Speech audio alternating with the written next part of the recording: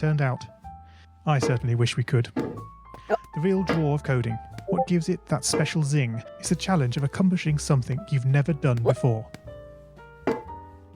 At this point, you don't want to fall into the trap of rushing into creating loads of content, designing all the levels, the player costumes, all the easier stuff that can be perfected later.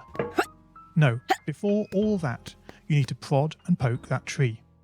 That is, understanding the coding difficulties you're expecting to face and try out any ideas to solve them. You may not be able to time travel, but at least this way you can get a good idea of how well your project is likely to go, and potentially save yourself a lot of time. This project began life a couple of months ago as 3 simple scripts: the player, hammer, and level. I spent no time on the art, just using Scratchcat and a few rectangles drawn in the sprite editor. The scripts for the player quickly mocked up in a similar fashion to those I teach on my YouTube channel. With the hammer I had to improvise because I'd never done anything quite like that before, and boy did I prod and poke at those scripts. What I had imagined and the results I was achieving were hard to reconcile. The hammer and the player sprites would get stuck in the walls and ground, shake and jiggle and clip up to the top of the screen.